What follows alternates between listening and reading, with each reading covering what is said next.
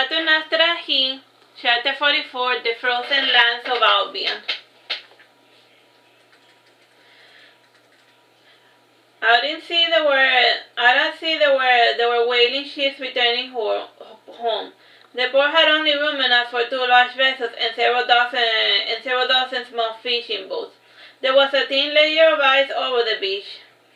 And Brunhilde did not park in the port, rather she geared a bit to the left to park by the beach side. And she got off the boat and she motioned Jotun to do the same. Without their help, he pulled the boat to the shore, and he tied the tip of the gondola to a mast to keep the boat in place when the high tide came. And Jotun commented, "You are really strong, Ahi. What tribe do you hail from?" Ahi shrugged his shoulders in response. And finally, getting the whole picture, Jotun said, "Oh, so you really are a foreigner for real? And you're not from around here?" "Yes, and what about it?" said Ahi after a long pause. And Brunhilde pointed towards the forest to remind them of what they were up to. Jotun nodded and he started leaving, but he looked up and then he came back to say, "Ahi, you have a box ornament, don't you? And if you don't, no one here is gonna deal with you." "I need a what?" asked he, scratching his head. Brunhilde reached into the winter coat and brought out a pouch, and she handed the pouch to Ahi. Ahi pouted and said, "Well, that's no fun," and then he tied the pouch to his belt with the item that he needed.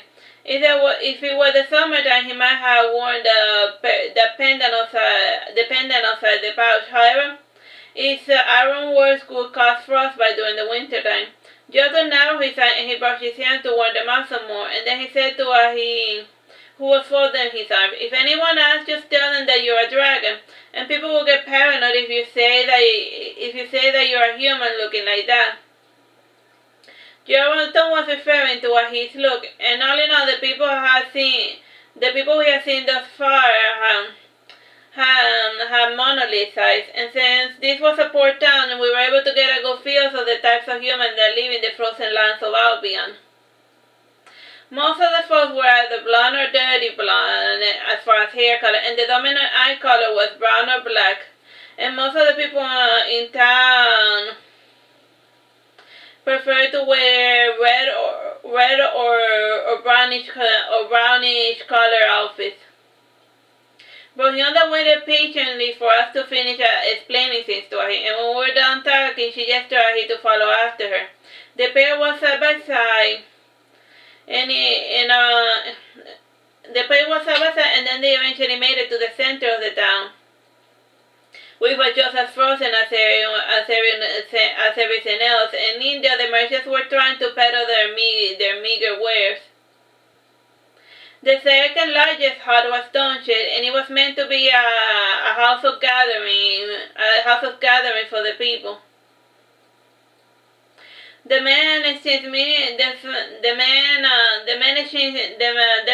local men exchanged meaningful looks when they saw Brunhilde pass by, and then they turned to Ahi to ask, "Who are you?" "My name is Ahi," and then he said, "I was told to tell you that I am a dragon." The men looked even more paranoid, and two took Ahi and dragged him towards the second largest house, and the interior was quite humble, and there were furs on the floor and only a light source of the lantern hanging on top of the corner of one of the cabinets, and there were no chairs, and the rooms were separated by fur curtains. Sitting in a semicircle were 3 other ladies, and 2 stout-looking men with sabers hidden inside their winter coats, and a young lady dressed in a pure white furs. And in the side of the rustic meeting there was a man watching the scene, and he was also obscured by the fur curtain which created an artificial separation between the rooms. And every so often he would muffle his coughs into one of these spells. The men dropped Ahi unceremoniously on the floor since he had told them, "I was told to tell you I was a dragon," and they were wrong answer. One of the men who had taken Ahi said to Brunhilde, "Calm down, we just want to talk. We wouldn't dream of harming your little pet." Brunhilde heeled at them and then brushed back her coat, and Ahi sat down to face his inquisitor. His attention was distracted by the furs laid on over the floor, and he petted them a little and smiled.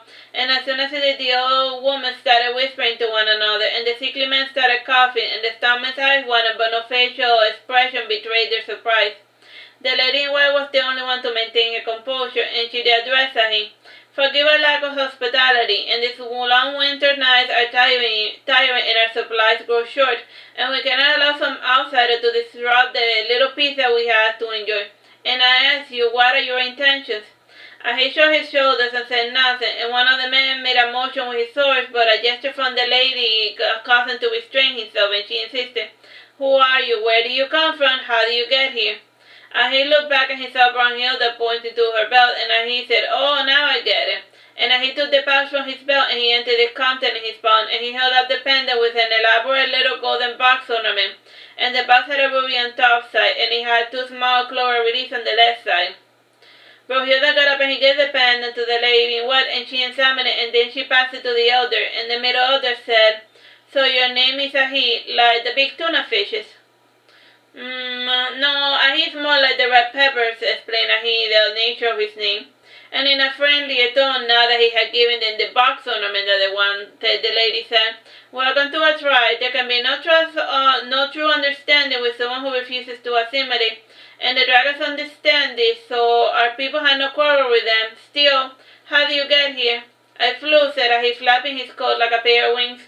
"And why do you look so?" asked one of the men, passing his hand over his face. And he shrugged his shoulders in response, and the lady in white asked, "So why do you come here?" "Brunhilde wanted to show me around town," said Ahi, pointing at Brunhilde. The lady looked at the man from the corner and then nodded, and then she said, "And how fair are the lands of the south?" And Ahi made a gesture with his hands that meant so. "And your family, what is the social standing in your community?" asked the lady. And by now we had gotten attuned to the brainwave. Despite some constructed interference, that we were able to figure out that the man in the shadow was transmitting his questions through telepathy to the lady in white. And he narrowed his eyes as he pondered on the question, what did she mean by social standing? The man hidden in the darkness nodded, satisfied with the results of the interrogation, and the others assembled still had many questions. However, they yielded to the decision of the man we started to assume was their leader. We noticed a tiny girl dressing first near him, and she had curly blonde hair and green eyes. And she beckoned Wicked Sophie to come closer, and the fairy girl opened the contents of a jar a bit, and a slight purple smoke rose to the surface. And when Wicked Sophie returned, she explained, "She is part of the fairy guidance system of the Dragon Rider, and she's currently stalking the sickly man, and she said that he's the older brother of the leader of the clan, and he's known as Kosiet the Immortal, and he manages to cheat death every winter." "Is that all?" we inquired. Well, that was all that she was willing to share on such short notice, and to get more information we will have to go through official channels, responded Wicked Sophie. Turning around, we returned to observing Ahi, and he had already left the tent with Brunhilde. Ahi sighed and rubbed his belly, and with his left hand he pointed out all his fingers to his mouth before saying, "Why won't you feed me?" In response, Brunhilde pointed to a fishing rod being sold by a merchant, and Ahi shook his head, frowning, and said, "This dog doesn't hunt."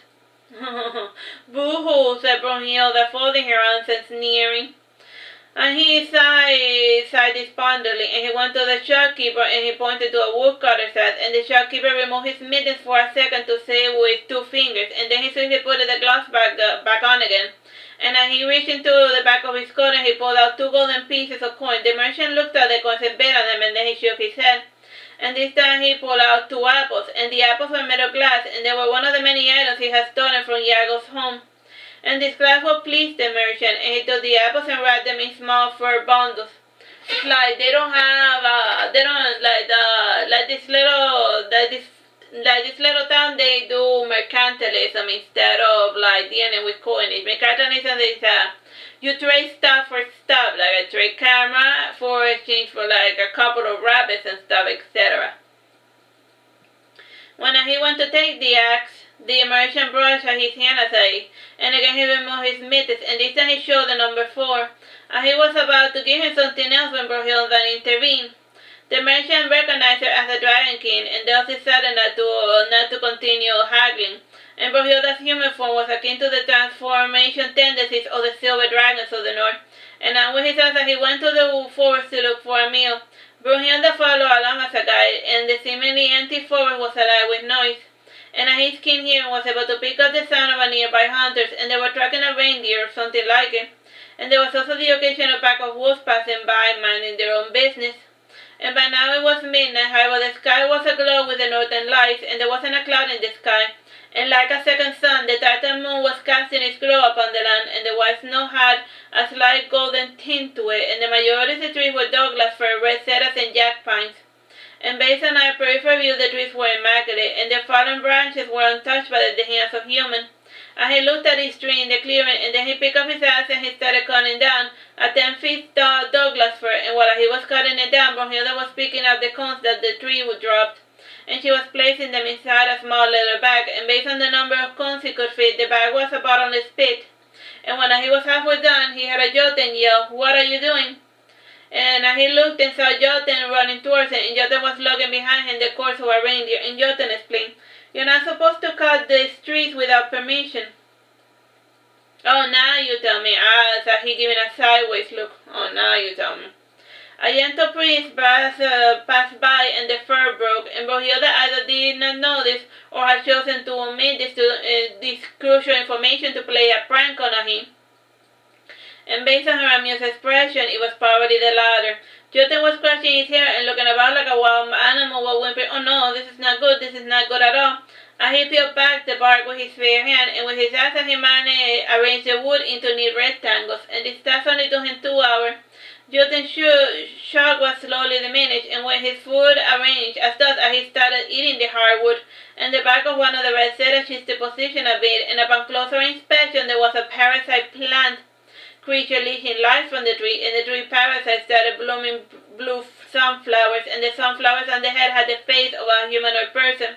The face was milky green, and the eyes were large, round, and pitch black, and when the light fell on its eye, it glowed translucent green. The creature had a tiny mouth with a thin line that could be almost called lips, and it had 2 lines on the face, and where the cold air was absorbed, and vines expanded from the back of his head and blossomed into tiny flowers, and they were all pointing towards the Titan moon. The tree grew separated from the back of the tree, however there were vines still attached to it, like a lifeline, and the feet were seen now like the bird feet to help it walk in the snow, and the leaf was pointed and contracted to retain moisture. And when Jotun saw the girl, he ran towards town screaming like a lunatic, and he had dropped his hard-earned cash along the way. And since Jotun had abandoned the reindeer he had hunted, he took the opportunity to feast on the meat.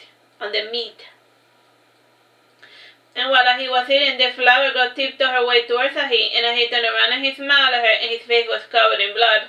And Brunhilde gave a jealous look, and forgetting her joke, she went to nibble on his food. And being a bit of a picky eater, Brunhilde only ate the liver, the heart, the brain, and the spinal fluid.